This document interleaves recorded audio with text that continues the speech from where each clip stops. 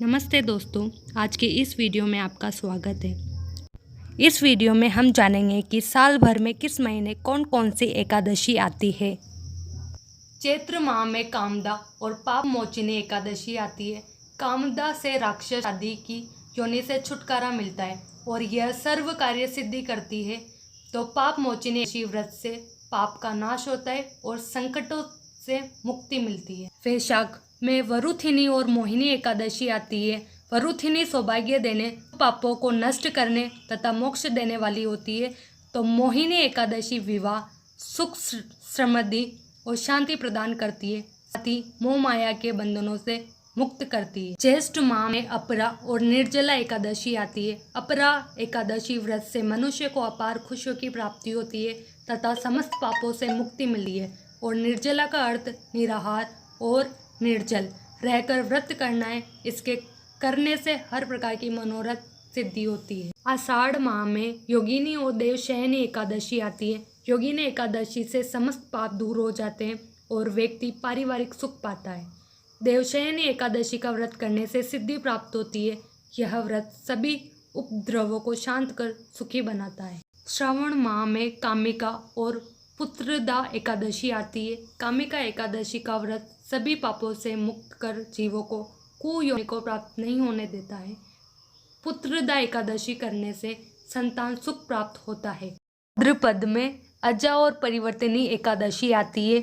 अजा एकादशी से पुत्र पर कोई संकट नहीं आता, दरिद्रता दूर हो जाती है, खोया हुआ सब कुछ पुनः प्राप्त हो जाता है।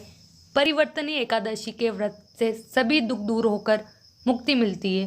अश्विन माह में इंद्रा एवं पापानकुशा एकादशी आती है। पितरों को अधोगति से मुक्ति देने वाली इंद्रा एकादशी के व्रत से स्वर्ग की प्राप्ति होती है, जबकि पापानकुशा एकादशी सभी पापों से मुक्त कर अपार धन, समृद्धि और सुख देती है। कार्तिक में रमा और प्रबोधिनी एकादशी आती है। रमा एकादशी व्रत करने से सभी सुख और ऐश्वर्य की प्राप्ति होती है। देव उठनी या प्रबोधिनी एकादशी का व्रत करने से भाग्य जागृत होता है। इस दिन तुलसी पूजा होती है।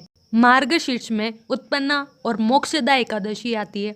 उत्पन्ना एकादशी व्रत करने से 1000 व्याज और अश्वमेघ यज्ञ का फल मिलता है। इससे देवता और पितर तृप्त होते हैं। मोक्षदा एकादशी मोक्ष देने वाली होती है। पौष में सफला एवं पुत्रदा एकादशी आती है।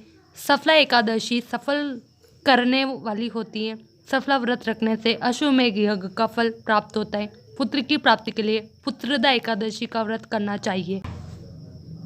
माघ में षटतिला और जया एकादशी आती है। षटतिला एकादशी व्रत रखने से दुर्भाग्य, दरिद्रता तथा अनेक प्रकार के कष्ट दूर होकर मोक्ष की प्राप्ति होती है। जया एकादशी व्रत रखने से ब्रह्म इत्यादि पापों से छूट व्यक्ति मोक्ष प्राप्त करता है तथा भूत पिशाच आदि योनियों में नहीं जाता है। फाल्गुन में विजया और अमल की एकादशी आती है। विजया एकादशी से भयंकर परेशानी से व्यक्ति छुटकारा पाता है और इससे शत्रुओं का नाश होता है। अमल की एकादशी में आंवले का महत्व है। इसे करने से सभी तरह के रोगों से मुक्त हो जाता है, साथ ही वह हर कार्य में सफल होता है। अधिक माह में पद्मिनी एवं परमा एकादशी आती है। पद्मिनी एकादशी का व्रत सभी तरह की मनोकामनाओं को पूर्ण करता है, साथ ही यह पुत्र, कीर्ति और मोक्ष देने वाला है। परमा एकादशी धन वैभव देती है तथा पापों का नाश कर उत्तम गति भी प्रदान करने वाली होती है। धन्यवाद। और यदि यह वीडियो पसंद आया हो तो चैनल को सब्सक्राइब करें और वीडियो को लाइक करें।